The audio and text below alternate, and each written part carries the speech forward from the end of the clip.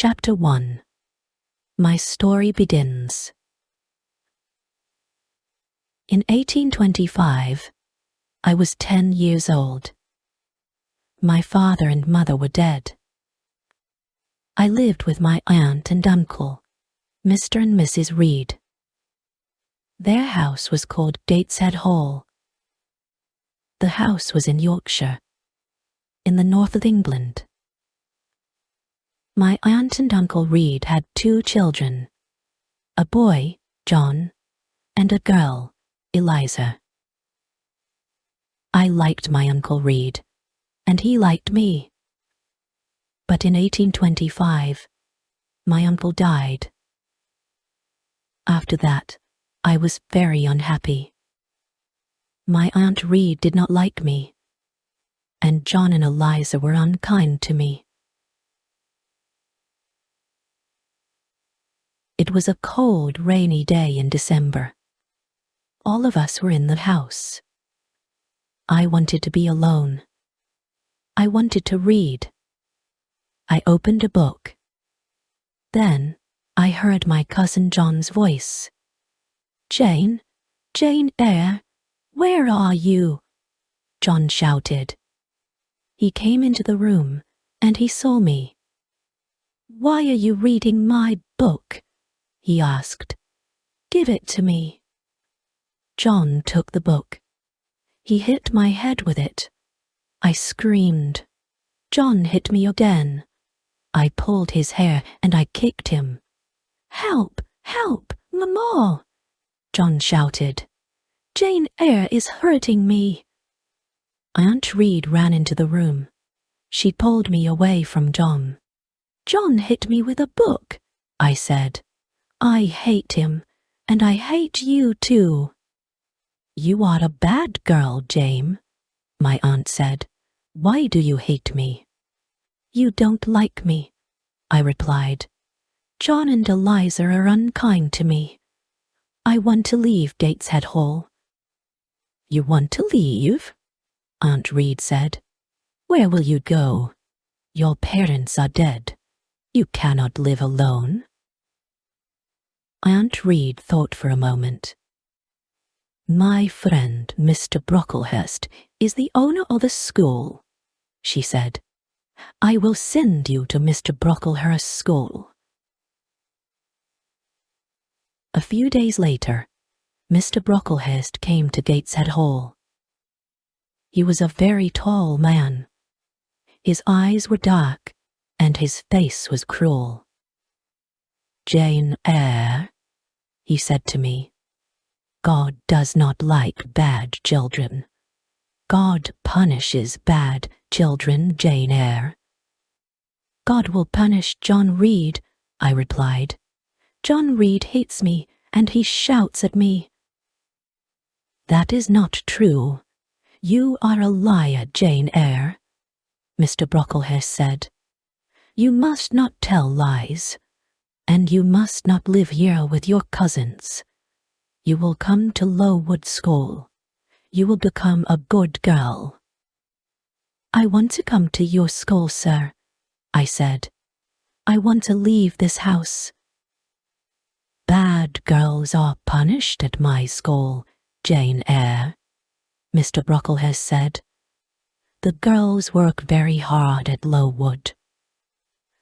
"I will work hard. I will be a good pupil, Mr. Brocklehurst," I said. 2 weeks later, I left Gateshead Hall. I went to Lowood School.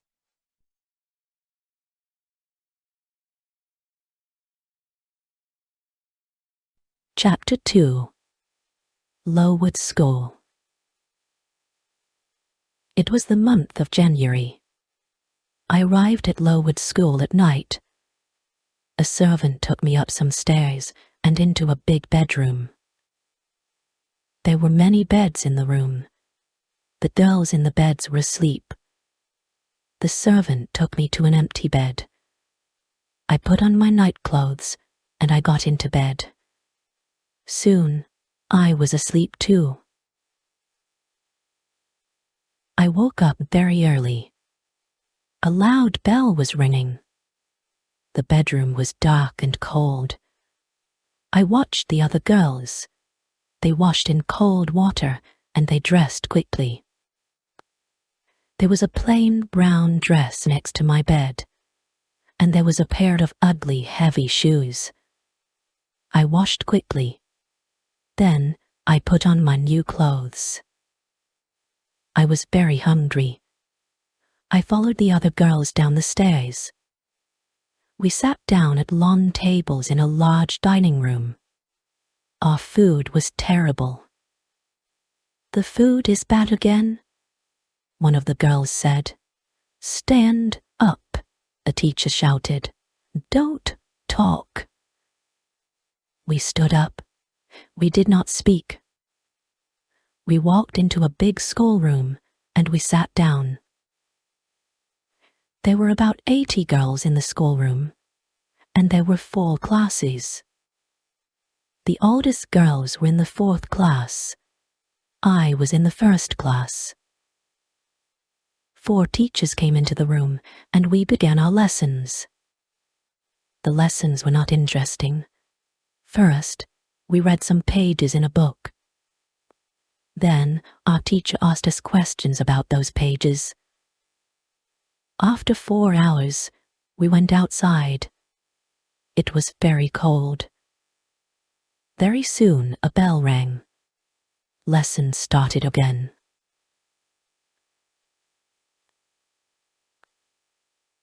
Three weeks passed. One afternoon, the head teacher came into the schoolroom. The head teacher's name was Miss Temple. Mr. Brocklehurst was with her. We all stood up. I stood behind an older girl. I did not want Mr. Brocklehurst to see me. Mr. Brocklehurst walked slowly round the room. Everybody was very quiet. And then I dropped my book. Mr. Brocklehurst stopped walking. He looked at me. "Ah, the new girl," he said. "Come here, Jane Eyre." Then he pointed at 2 of the older girls. "You 2 girls, put Jane Eyre on that high chair," he said. "Look at Jane Eyre, everybody," Mr. Brocklehurst said. "This child is bad. She is a liar. She will be punished. Miss Temple, teachers, girls, do not talk to this child." Then he spoke to me again. "Jane Eyre, you must stand on that chair for 2 hours," he said. "You are a bad girl." That evening, I cried and cried. But Miss Temple was kind to me. "You are a good pupil, Jane," she said, "and you are not a bad girl.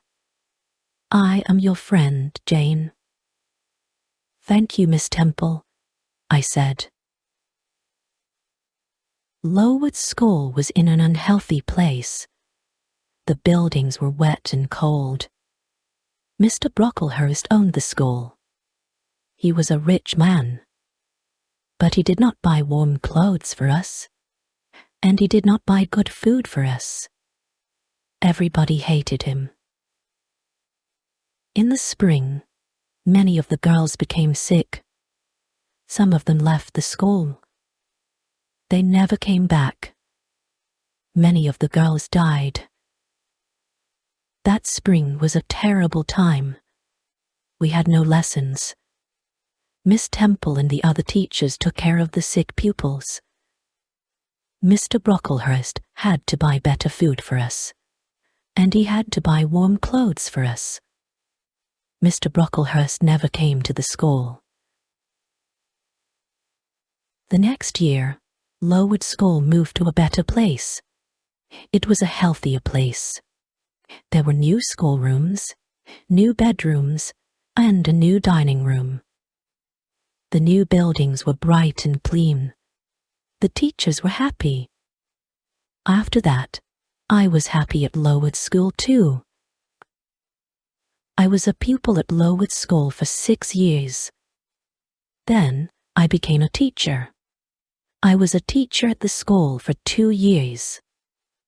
But I never returned to Gateshead Hall, and the Reeds never wrote to me.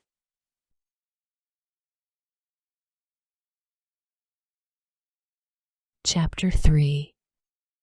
Thornfield Hall. In 1833, I was 18 years old. In the summer, Miss Temple left Lowood School. She got married. I wanted to leave Lowood too. I wanted a new life. I will be a governess, I thought. I put an advertisement in a newspaper. October 1833, Lowood. A young woman wants to teach 1 or 2 children in their home. She teaches English, arithmetic, geography, religion, French, drawing, and music. J.E. I had a reply to my advertisement. The reply was from Mrs. Fairfax of Thornfield Hall, near Millcote. Millcote was about 70 miles from Lowood School. Mrs. Fairfax wanted a governess for a little girl. I wrote to Mrs. Fairfax immediately. I was going to be a governess at Thornfield Hall. I travelled to Millcote in a coach. At Millcote, a servant met me. He took me to Thornfield Hall. At Thornfield Hall, another servant opened the door. She was smiling. She took me into a small, warm room. A lady was in the room. She was sitting by the fire. "Are you Mrs. Fairfax?" I asked her. "Yes, my dear," she said. "And you are Miss Eyre. Are you cold? Sit by the fire, Miss Eyre. A servant will bring you some food." "Mrs. Fairfax is very kind," I said to myself. "I will be happy here." "Will I see Miss Fairfax tonight?" I asked. Mrs. Fairfax looked at me. She smiled. "Miss Fairfax? No, no," she said. "Your pupil's name is not Miss Fairfax. Your pupil is Adele Baron." Adele's mother was a Frenchwoman. Adele is Mr. Rochester's ward. He takes care of her. "Mr. Rochester?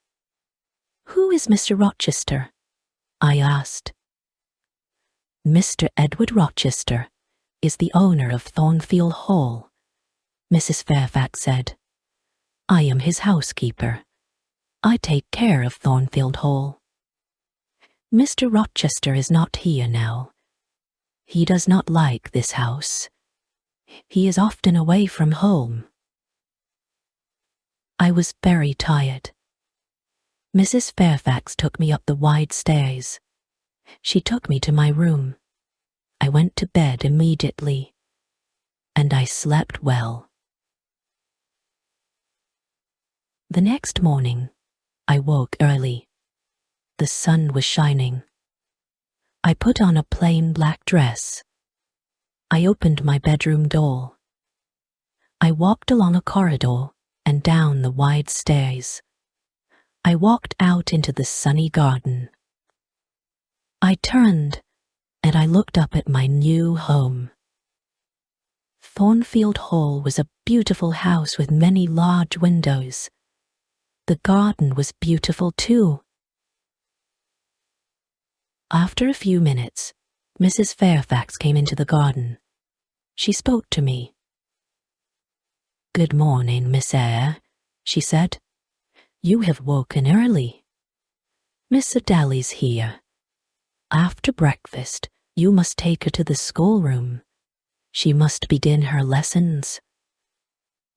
A pretty little girl walked towards me. She was about 8 years old. She spoke to me in French, and I replied in French. After breakfast, I took Adele to the schoolroom. We worked all morning. Adele enjoyed her lessons, and I was happy. In the afternoon, Mrs. Fairfax took me into all the rooms of Thornfield Hall. We looked at the paintings and at the beautiful furniture. We walked along the corridors. "Come up onto the roof, Miss Eyre," Mrs. Fairfax said. "You will see the beautiful countryside around Thornfield Hall." We walked up many stairs. At last, we were at the top of the house. We walked along the top corridor. Mrs. Fairfax opened a small door, and we walked onto the roof. "Look, Miss Eyre," Mrs. Fairfax said. "You can see for many miles." We stood on the roof for a few minutes. Then we went back into the house. We walked carefully towards the stairs. The top corridor was narrow and dark. Suddenly, I heard a strange laugh.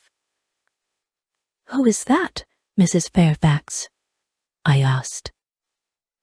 Mrs. Fairfax did not reply. She knocked on a door. "Grace," she said. The door opened. Behind the door was a small room. A servant was standing at the door. "Be quiet, Grace, please," Mrs. Fairfax said. The woman looked at Mrs. Fairfax. Then she closed the door. "That was Grace Poole," Mrs. Fairfax said.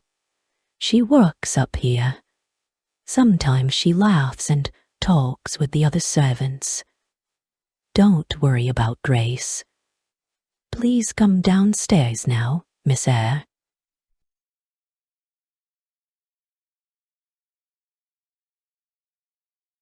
Chapter 4. Mr. Rochester. 3 months passed. I had not met the owner of Thornfield Hall. Mr. Rochester had not come home. One January afternoon, I went out and I walked towards the road. I was going to the village of Eyre. I was going to post a letter in the village. Eyre was 2 miles from Thornfield Hall. The day was fine, but it was very cold. I walked quickly, and soon I was near the village. Suddenly, a big black and white dog ran past me.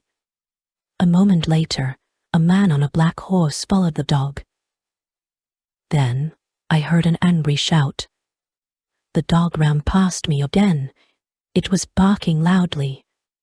I turned round. The horse had fallen on the icy ground, and the man had fallen from the horse. I walked towards them. "Can I help you, sir?" I asked. "My horse fell. I've hurt my foot," the man said. The horse stood up.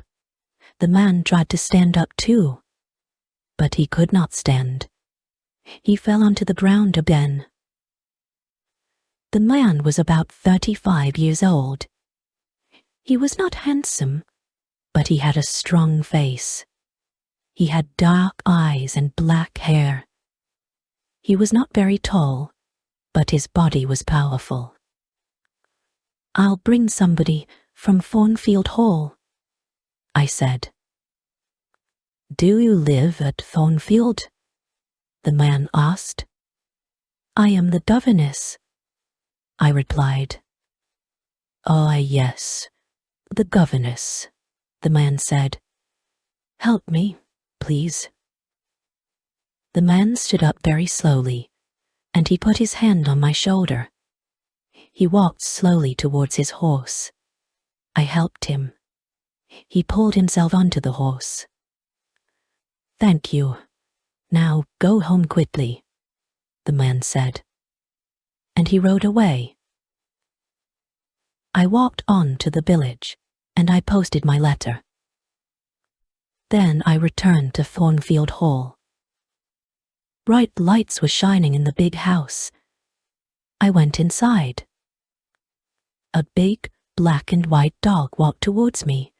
It came from the dining room. I had seen the dog before. "Whose dog is that?" I asked a servant. "It's Mr. Rochester's dog," the servant replied. "Mr. Rochester has come home, but he has hurt his foot. His horse fell on some ice." I smiled. The owner of Thornfield Hall had returned. But I did not see Mr. Rochester again that day. I saw Mr. Rochester the next day. He sent for me in the evening. I put on a clean dress. I brushed my hair carefully. Mr. Rochester was in the large sitting room. He was sitting in a big chair. His right foot was on a small chair. Mrs. Fairfax and Adele were sitting with him. "This is Miss Eyre, sir," Mrs. Fairfax said. Mr. Rochester looked at me. He did not smile. "Sit by the fire, Miss Eyre," he said. "Where have you come from?" "From Lowood School," I replied. "I was there for 8 years." "8 years?" Mr. Rochester said. "That is a long time. Who are your parents?" "I have no parents, sir," I answered. "They are dead." "But where is your home, Miss Eyre?" Mr. Rochester asked. "I have no home, sir. I have no family," I said. "Why did you come to Thornfield Hall?" Mr. Rochester asked. "I wanted to leave Lowood, sir," I replied. "I put an advertisement in a newspaper. Mrs. Fairfax replied to my advertisement." "Yes, I did," Mrs. Fairfax said. "Miss Eyre is a good teacher, Mr. Rochester." Mr. Rochester smiled for the first time. "You are very young, Miss Eyre," he said. "I am 18, sir," I replied. Mr. Rochester smiled again. He did not ask me more questions. After that evening, I did not see Mr. Rochester for a few days. Then, one night, he sent for me again. "Sit near me, Miss Eyre," he said. "Mrs. Fairfax will talk to Adele." I sat down quietly, but I did not speak. The fire was very bright. I saw Mr. Rochester's face clearly. I saw his large, dark eyes. He was smiling. He was happy. After a minute, Mr. Rochester spoke. "Miss Eyre," he said, "you are looking at me very carefully. Am I a handsome man?" "No, sir," I said. "You speak the truth, Miss Eyre," Mr. Rochester said. "Look at me again. Am I a kind man?" "No, sir," I said again. "You are smiling now, but you are not always kind." "That is true," Mr. Rochester replied. "I have had a difficult life. I have met bad people. I have been a bad person myself. Now Thornfield Hall is my home, but I hate this house. You are very young, Miss Eyre. You cannot understand me." "You were right. I don't understand you, sir," I said. I stood up. "Where are you going?" Mr. Rochester asked. "It is late. Adele must go to bed," I said. "Are you frightened of me, Miss Eyre?" Mr. Rochester asked. No, sir, I replied. But you say strange things, sir. Mr. Rochester smiled. Take Adele to her bedroom now, Miss Eyre, he said. We will talk again tomorrow. After that night, we talked together many times. Mr. Rochester was an interesting man, but he was a strange man too. I often thought about him. Why does Mr. Rochester hate Thornfield?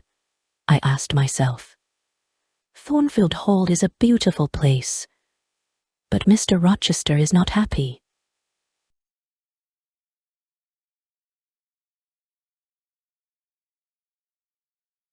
Chapter 5. Fire.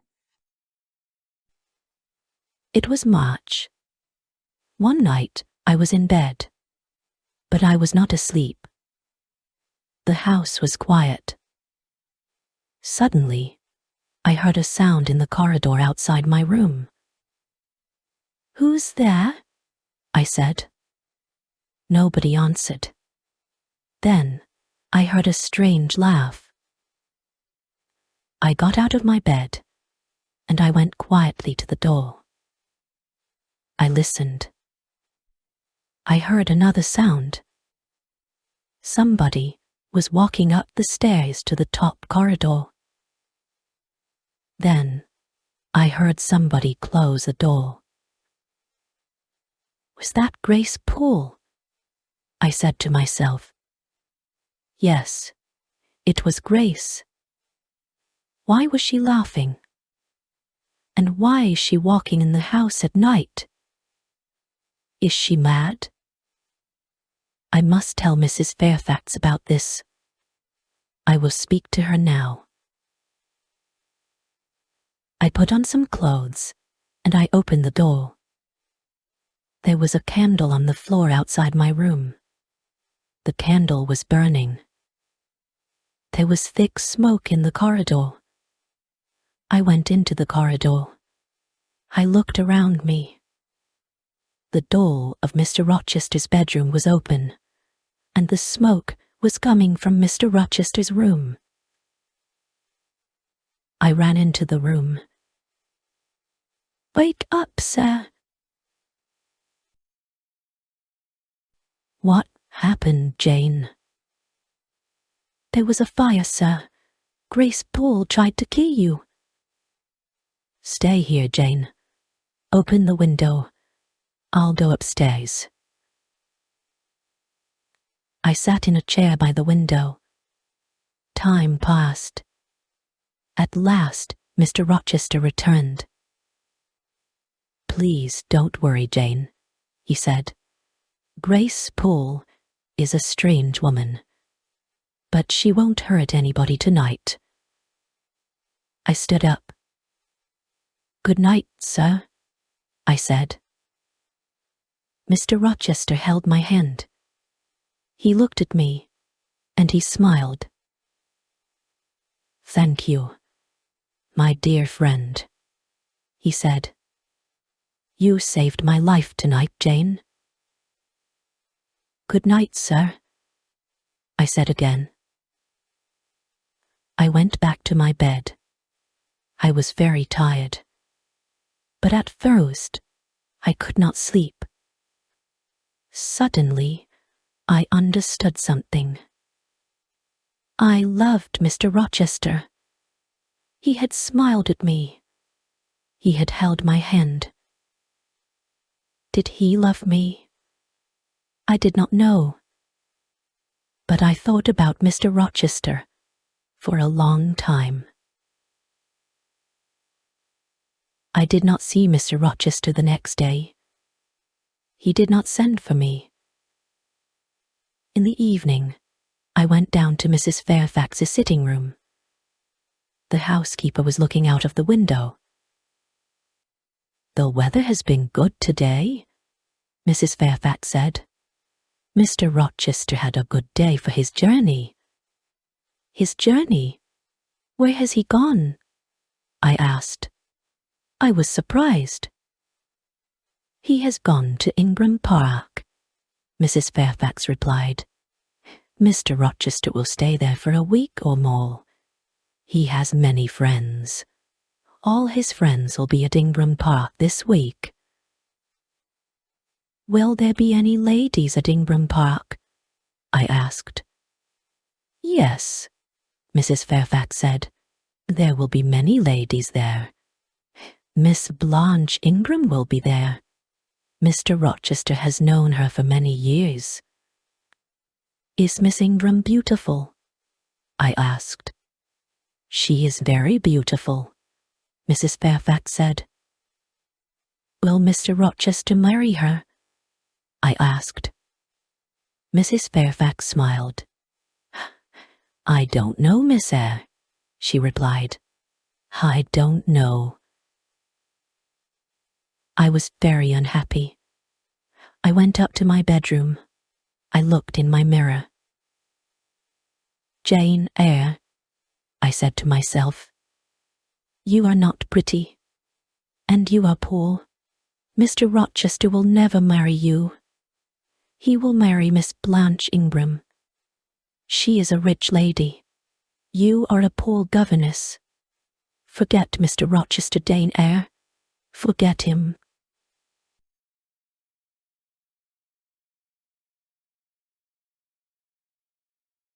Chapter 6. Guests at Thornfield Hall. 2 weeks later, a letter arrived for Mrs. Fairfax. Mr. Rochester will return on Thursday, Mrs. Fairfax said. Some of his friends will come here with him. There will be many guests at Thornfield Hall. On Thursday evening, Mrs. Fairfax, Adele, and I were in Adele's bedroom. Mrs. Fairfax was looking out of the window. The guests are arriving now, Mrs. Fairfax said. I went to the window, and I looked out. There were 3 carriages. 2 people were riding horses. Mr. Rochester was riding his big black horse. A beautiful young woman was riding a white horse. Mrs. Fairfax pointed to the young woman. That is Miss Ingram, the housekeeper said. Then she went downstairs. Adele wanted to go downstairs too. No, Adele, I said. We cannot go downstairs tonight. Mr. Rochester is talking to his guests. The next day, Mrs. Fairfax came into the schoolroom. Mr. Rochester wants you to meet his guests tonight, Miss Eyre, she said. Adele must meet them too. Later, Adele and I went quietly into the sitting room. And soon, 8 ladies came into the room. One of them was tall, dark, and very beautiful. She was Blanche Ingram. Adele ran towards her. Good evening, beautiful lady, she said in French. What a pretty little girl, Blanche Ingram said. Miss Ingram spoke to the other ladies, and she spoke to Adele, but she did not speak to me. Half an hour later, the gentleman came into the room. I looked at Mr. Rochester. He saw me, but he did not speak to me. Miss Ingram pointed at Adele. Why doesn't this little girl live at school, Mr. Rochester? She asked. Adele learns her lessons at home, Mr. Rochester replied. She has a governess. Oh, yes, that small woman by the window, Miss Ingram said. I had many governesses. I hated all of them. They were all ugly and stupid. Later, Miss Ingram and Mr. Rochester sang some songs together. Mr. Rochester had a fine voice. I listened to the songs. Then I left the room. Mr. Rochester followed me. What is wrong, Jane? he asked. "Nothing is wrong, sir," I said, "but I am tired. I am going to my room. Good night, sir." "You are tired. And you are unhappy too," Mr. Rochester replied. "There are tears in your eyes. Rest now, Jane. But please come and meet my guests tomorrow evening. Don't forget, Jane." The guests stayed at Thornfield Hall for 2 weeks. Every evening, I went to the sitting room with Adele. Nobody spoke to me. Mr. Rochester and Miss Ingram were always together. One afternoon, Mr. Rochester went to Millcote. He returned late in the evening. I met him at the front door. "Another guest has arrived, sir," I told him. "His name is Mr. Mason. He has come from the West Indies." Suddenly, Mr. Rochester's face was pale. He held my hand tightly. "Mason. The West Indies. Mason," he said. "Are you ill, sir?" I asked. "Jane, my little friend, I've had a shock," he said. "Bring me a glass of wine, please."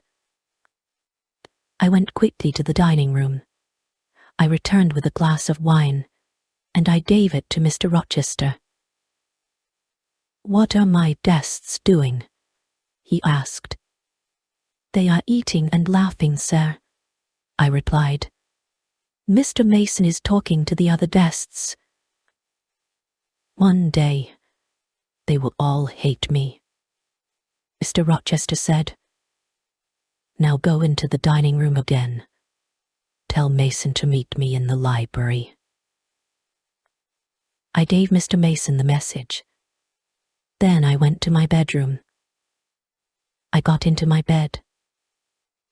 Later, I heard Mr. Rochester coming up the stairs with Mr. Mason. They were laughing and talking.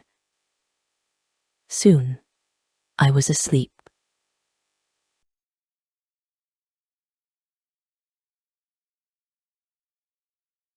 Chapter 7.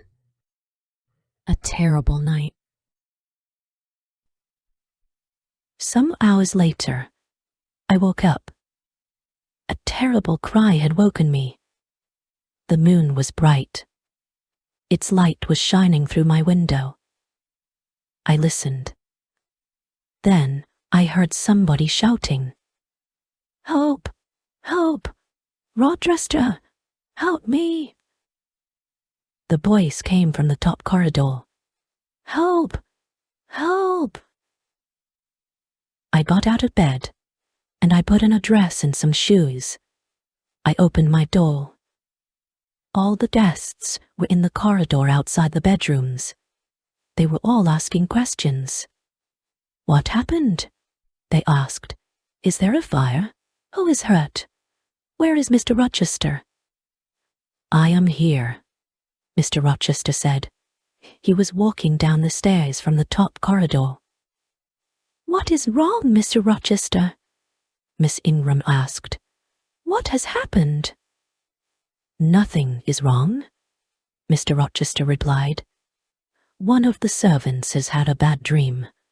Go back to bed." I went back to my room, but something was wrong. I did not get into my bed. I waited. Soon, somebody knocked on my door. I opened the door. Mr. Rochester was standing in the corridor. "Jane, follow me. Do not make a sound," Mr. Rochester said. We went up to the top corridor. Mr. Rochester unlocked a door, and we went inside a room. Mr. Mason was sitting on a chair in the room. His face was pale, and his shirt was covered with blood. Then I heard a terrible laugh. The sound came from the next room. Grace Poole is a mad woman, I thought. Why does Mr. Rochester have a mad servant? Mr. Rochester spoke quietly to Mr. Mason. I am going to bring a doctor, Richard, he said. Then he spoke to me. Stay here, Jane. Wash Mr. Mason's arm, but do not speak to him. Mr. Rochester left the room. I washed Mr. Mason's arm.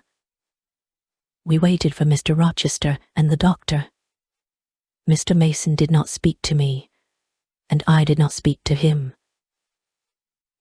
After 2 hours, Mr. Rochester returned.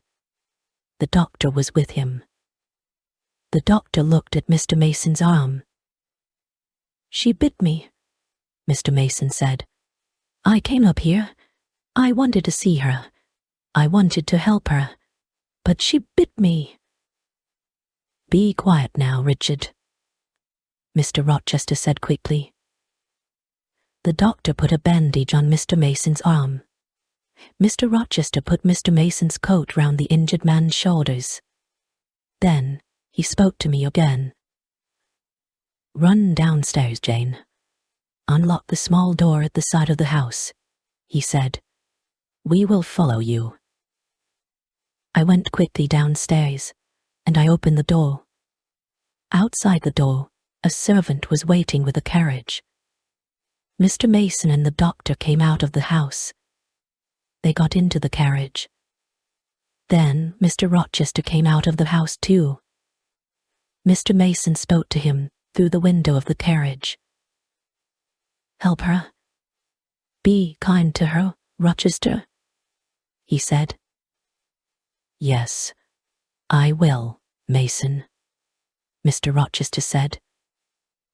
The servant drove the carriage away. Will you walk in the garden with me, Jane? Mr. Rochester asked. I do not want to sleep now. Yes, I will, sir, I said. Soon it was morning. The birds were beginning to sing. The flowers had a sweet smell. It has been a strange night, Jane, Mr. Rochester said. Were you frightened? I am frightened of Grace Poole, I said. She will hurt you one day. I am stronger than she is. She will not hurt me, Mr. Rochester said. He looked at me for a few moments. Are you my friend, Jane? He asked me. Yes, sir. I will be your friend forever, I replied. Thank you, my dear, Mr. Rochester said. I have made mistakes. Now I want to be happy. That is not wrong, is it, Jane? He stopped speaking for a minute. Then he said, Go into the house. I'll talk to you tomorrow. But the next day, I had a letter from Gateshead Hall, my Aunt Reed's house. The letter was from my cousin Eliza. Gateshead Hall. Dear Jane Eyre, my brother, John, is dead. My mother is very ill. She wants to speak to you. Please come quickly, Jane. Your cousin, Eliza Reed. I started the journey to my Aunt Reed's house immediately. I arrived there the next day. My Aunt Reed was very, very ill. She could not move, and she did not speak to me. I wanted to return to Thornfield Hall. I wanted to see Mr. Rochester, but Eliza wanted me to stay at Gateshead Hall. After 3 weeks, my aunt spoke to me at last. She spoke very slowly. Are you Jane Eyre? She asked. Yes, Aunt Reed. I am Jane Eyre, I replied.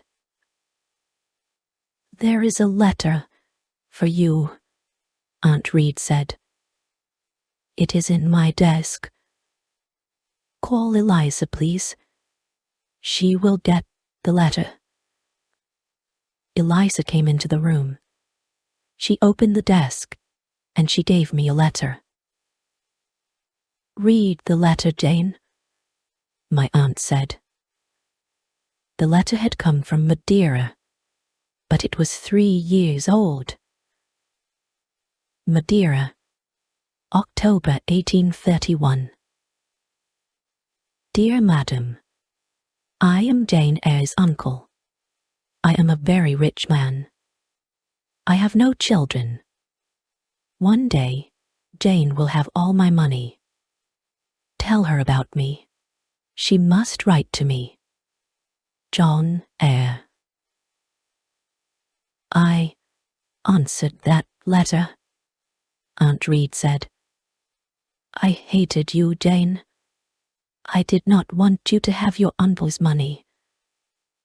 I wrote to John Eyre. I wrote, Jane Eyre is dead. She died at Lowood School. I am sorry, Jane. I was wrong. Mrs. Reed died that night. I left Gateshead Hall a few days later. I took my uncle's letter with me. Mr. Rochester met me at Thornfield Hall. Welcome back to my house, he said. This is your home, Jane. Thank you, sir, I said. I am very happy here. Mr. Rochester's guests had left. No other visitors came to Thornfield Hall. Every day, Mr. Rochester and I talked together. And every day, I loved him more.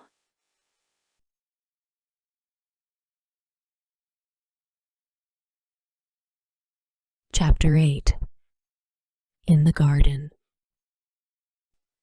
In June, the weather was hot. One evening, I walked into the garden. Mr. Rochester was there too. Do you like this house, Jane? He asked. Yes, sir, I replied. Soon, the Dell will go to live at a school, Jane, he said. Then I will not want a governess here. Will you be sad then, Jane? Will you leave Thornfield Hall? Leave? I said quickly. Must I leave Thornfield? My dear. Mr. Rochester stopped. He was silent for a moment. Then he said, I am going to be married soon. Oh, sir, I said. Then I must go far away from Thornfield, far away from you, sir. I started to cry. I will always remember you, Jane, Mr. Rochester said. Will you forget me? No, sir, I replied. I will never forget you. I don't want to leave Thornfield, sir. I don't want to leave you. Don't leave, Jane, Mr. Rochester said. Stay here. He smiled at me. I must not stay here, sir, I said. You are going to marry Miss Ingram. I am poor. I do not have a pretty face. But I have a heart.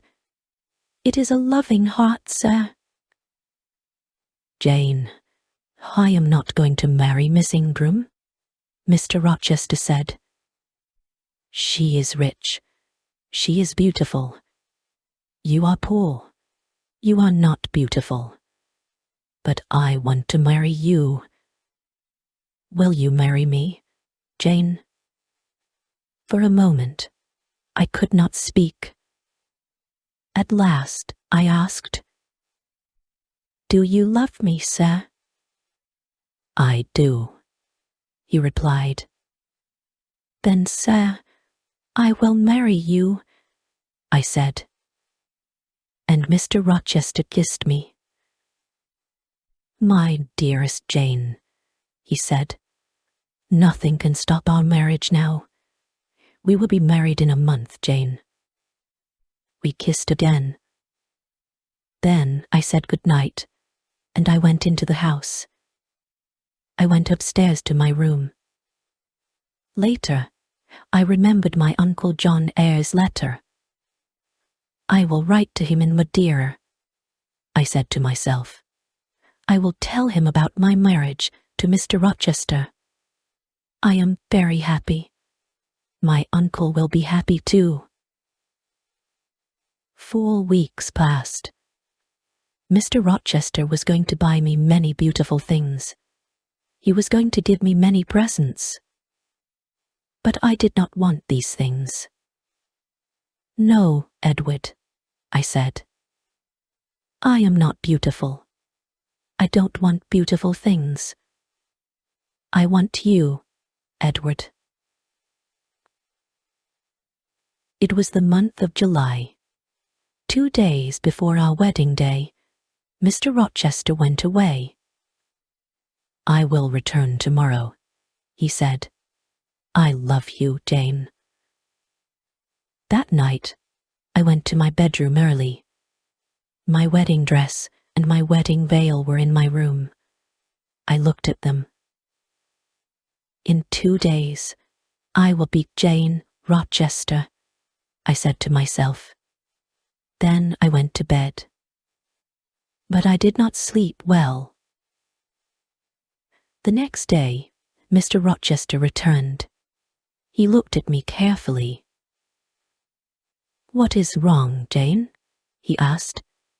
Your face is pale. Are you frightened?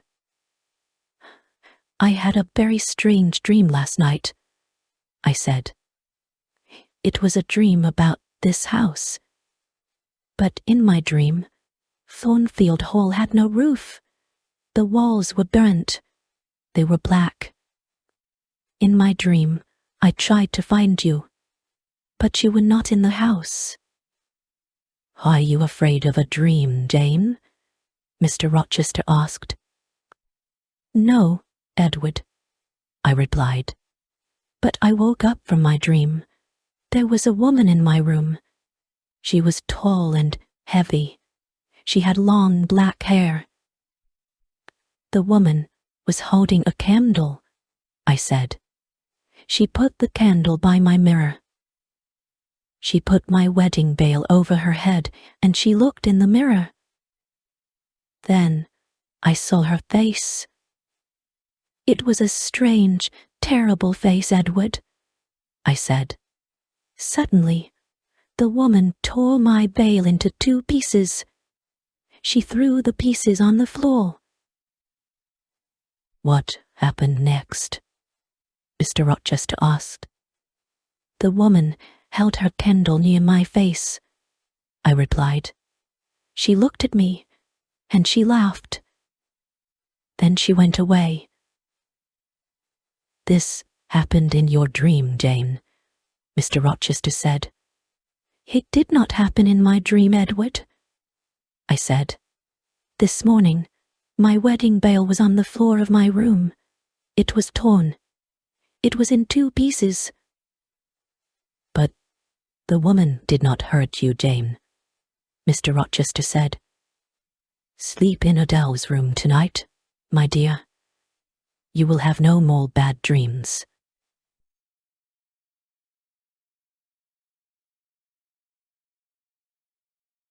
Chapter 9. Mr. Rochester's Wife. It was our wedding day. We were going to be married in a church near Thornfield Hall. After the marriage, we were going to travel to London. I got up early. I put on my wedding dress and I went downstairs. Mr. Rochester was waiting for me. At 8 o'clock, we walked together to the church. The clergyman was standing by the door of the church. There were 2 other people inside the church, 2 men. They were sitting in a dark corner. I could not see them very well.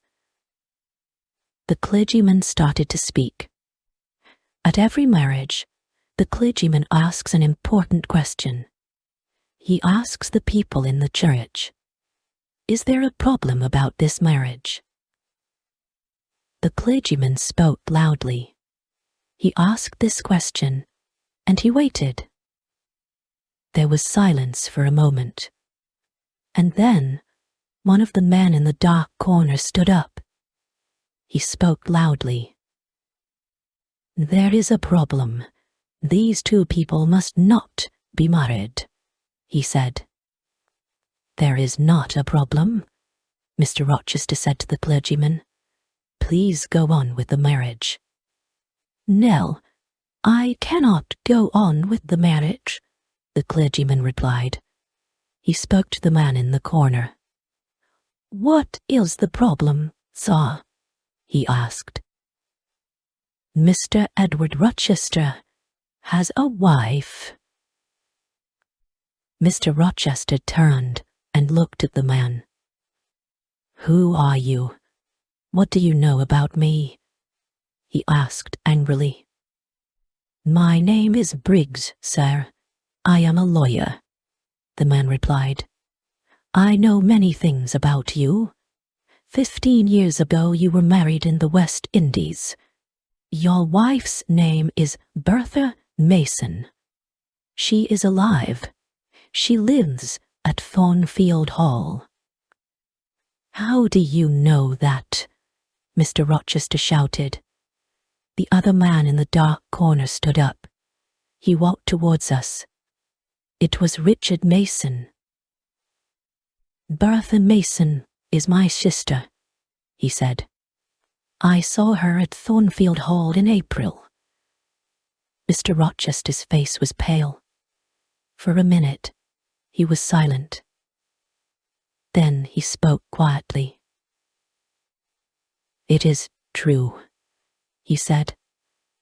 "My wife is living at Thornfield Hall. She is mad. Come to the house, all of you. Come and see Mrs. Rochester. Come and see the mad woman." We all left the church. Nobody spoke. At Thornfield, Mrs. Fairfax and Adele were waiting for us. They were smiling happily. "Nobody will be happy today," Mr. Rochester said. "We are not married." Briggs, Mr. Mason, the clergyman and I followed Mr. Rochester. We followed him up the stairs. He took us to the top corridor. He unlocked a door, and we went into a small room. I had seen this room before. We walked through the room to another door.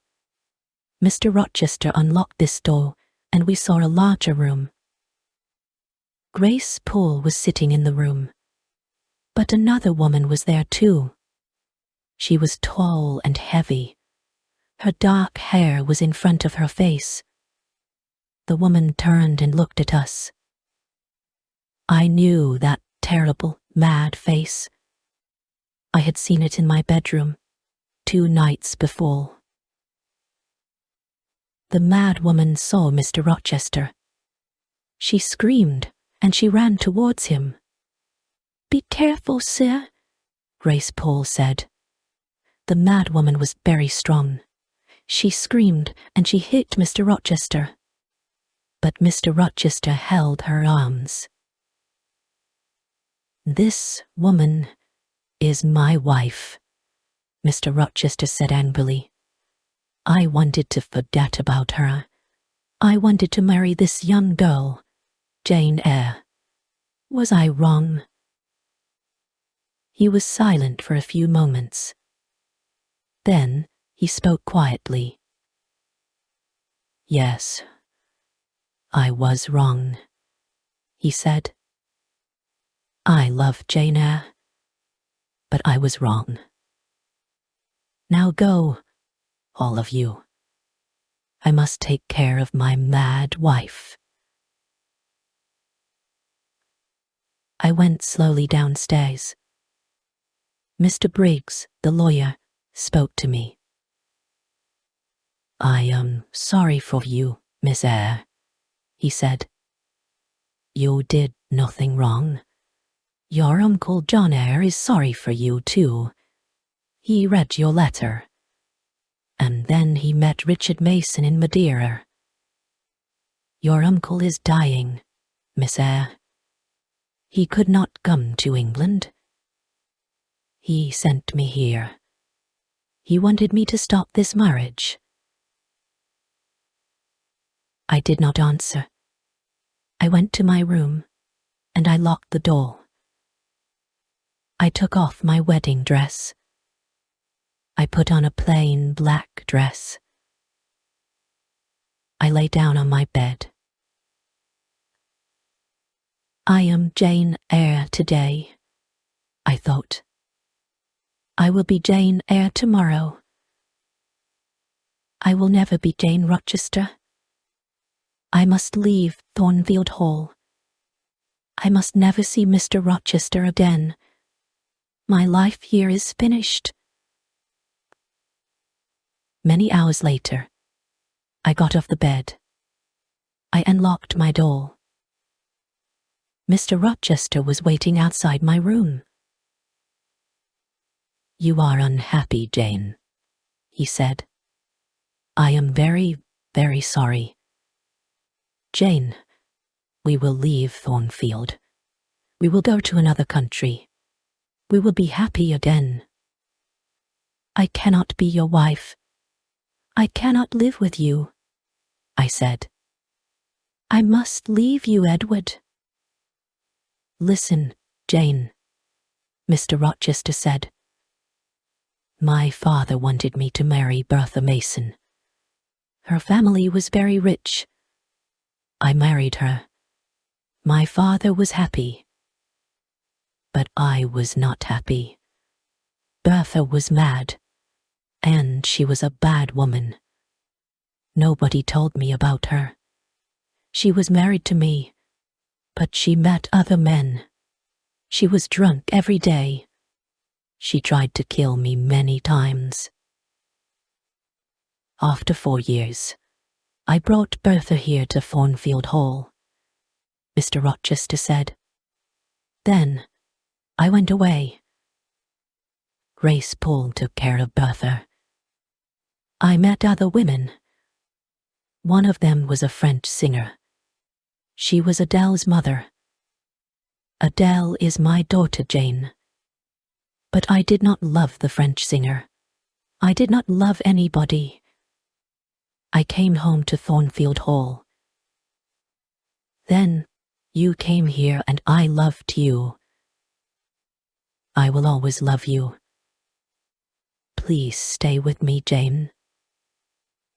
"No, Edward," I said. "I am going away. We will be unhappy, but we must not be together. Goodbye, Edward." "Oh, Jane, Jane, my love," Mr. Rochester said. "Don't leave me." I kissed Mr. Rochester. "God will help you, Edward," I said. Quickly, I went into my room. I put some clothes into a bag. Later, I heard Mr. Rochester go into his room. Very quietly, I went downstairs. I opened the small door at the side of the house. I left Thornfield Hall, and I walked to the road. It was dark. Soon, a coach came along the road. I gave all my money to the driver of the coach. I got into the coach. Many hours later, the coach stopped. It was 10 o'clock in the morning. "You must give me more money now," the driver said. "I have no more money," I said. "You have no more money? Then you must get out of the coach," the driver said. I got down onto the road. The coach moved away quickly. but I had left my bag in the coach. I looked around me. I was on a cold, empty moor. I was tired and hungry. I walked and walked. I had no money. I had no food. I walked until the evening came. At last, I lay down on the ground. I fell asleep immediately.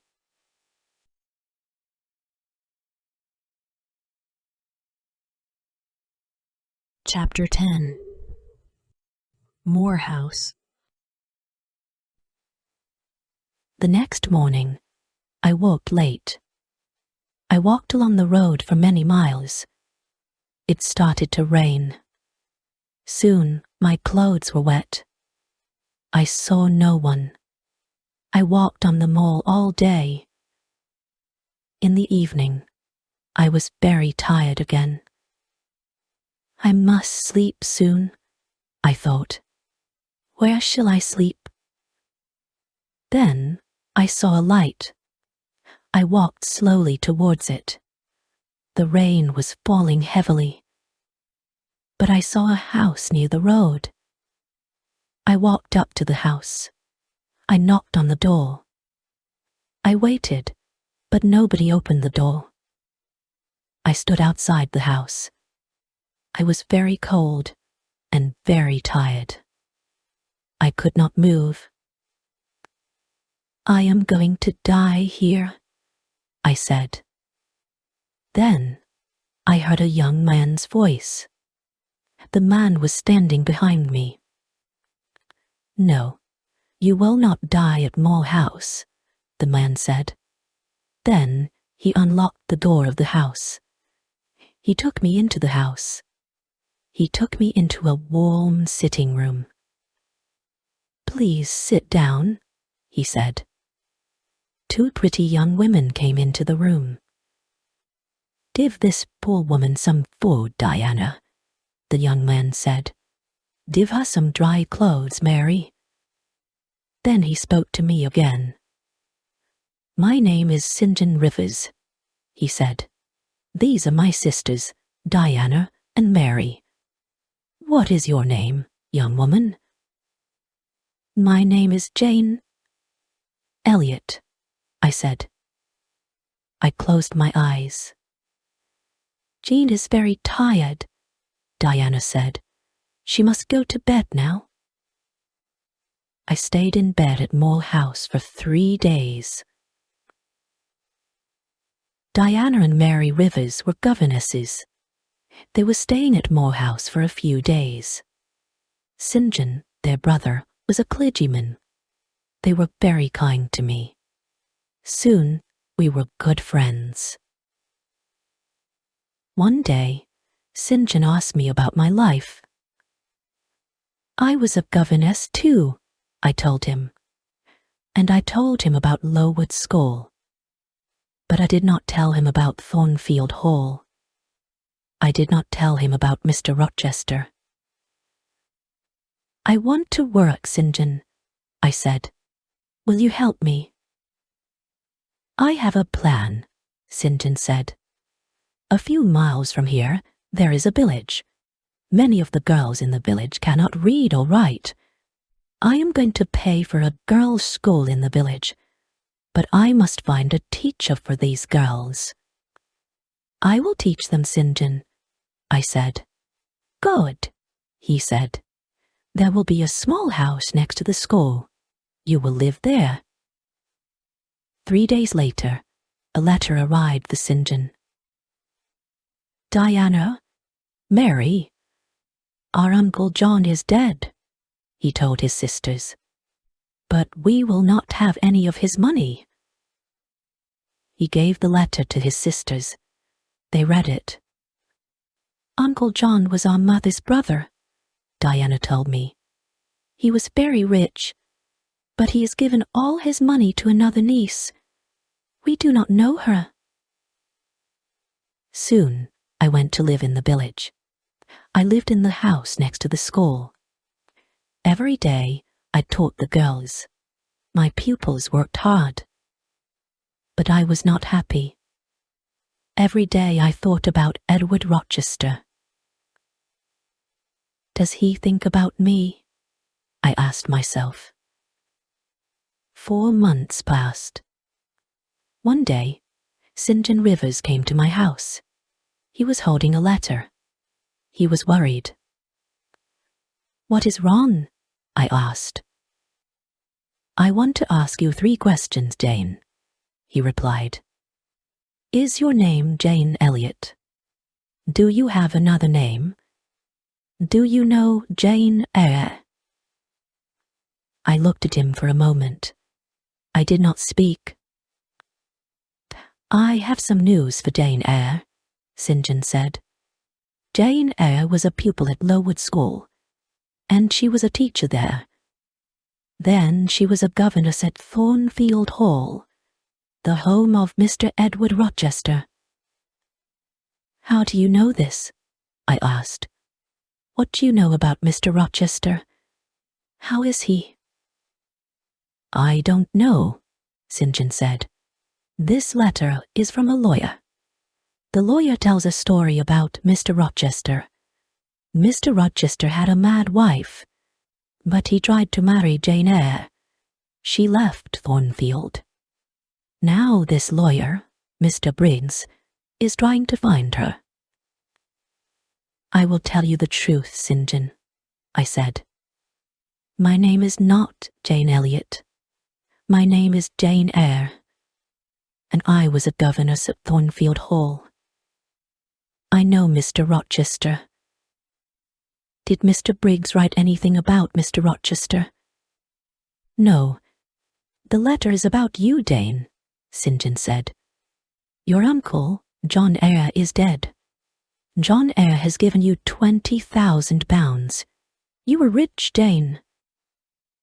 But why did Mr. Briggs write to you? I asked. My mother's name was Eyre, St. John said. She was your father's sister, Jane. Then you, Diana, and Mary are my cousins, I said. I thought carefully for a moment.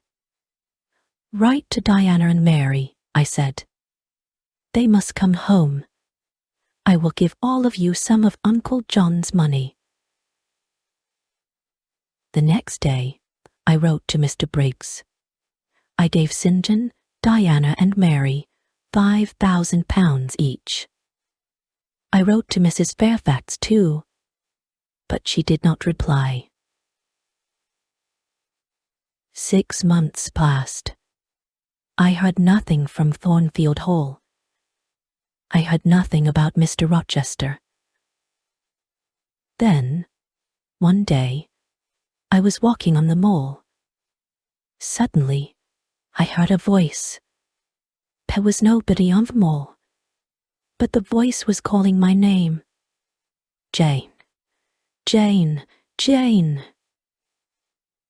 That is Mr. Rochester's voice, I said to myself. Then I shouted, I am coming, Edward. I am coming. I ran to Moor House. I spoke to my cousins. I am going to Thornfield Hall tomorrow, I told them. I began my journey the next day.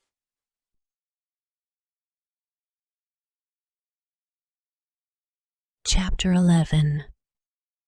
My story ends. 2 days later, I got out of a coach. I was standing on the road near Thornfield Hall. I ran across the fields.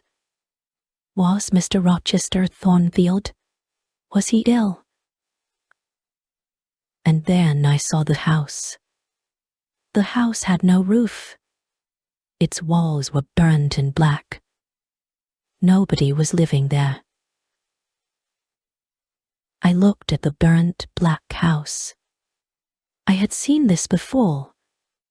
I had seen it in a dream. I was frightened. Where was Edward Rochester? I went to the village of Eyre. I asked about Thornfield Hall. I asked about Mr. Rochester. 3 months ago, There was a fire at Thornfield Hall, a man told me. The madwoman burned the house. She was Mr. Rochester's wife. Was Mr. Rochester in the house? I asked. Yes, he was there, the man replied. He tried to save his wife's life. He went into the burning house, but the madwoman jumped from the roof. She died. Was Mr. Rochester hurt? I asked quickly. Yes, he was badly hurt, the man said. He is blind, he can't see, and he has only one hand. Where is he? I asked. Where is he? He is living at Ferndene. It is an old house, about 30 miles away, the man said. Do you have a carriage? I asked. I must go to Ferndene immediately. I got out of the carriage near Ferndene. I walked to the house. I knocked on the door. A servant opened it. I knew her. Oh, Miss Eyre, you have come, she said. Mr. Rochester has been calling your name. A bell rang in another room. That is Mr. Rochester's bell, the woman said. He wants some candles. There were 2 candles on a table near the door. The woman lit them, and she picked them up. Mr. Rochester is blind, but he always burns candles in his room in the evenings, she said. Give the candles to me, I said. I'll take them to him. I opened the door of Mr. Rochester's room. His black and white dog was sitting by the fire. The dog jumped up and ran towards me. Who is there? Mr. Rochester said. Don't you know me, Edward? I asked. Your dog knows me. I put the candles on a table. I held Mr. Rochester's hand. I know that voice, and I know this little hand, Mr. Rochester said. Is that you, Jane? Yes, sir. I have found you at last, I said. I will never leave you again. Then I told Mr. Rochester my story. Why did you leave your cousins, Jane? Mr. Rochester asked. Why did you come back to me? I am blind. I have only one hand. I will take care of you, Edward, I said. But I don't want a servant, Mr. Rochester replied. I want a wife. You will have a wife, Edward, I said. I will be your wife. I will marry you. I loved you very much at Thornfield Hall. Now, I love you more. Mr. Rochester and I got married. After a time, his eyes were better. He could see a little. He saw the face of our first child. My dear Edward and I are very happy.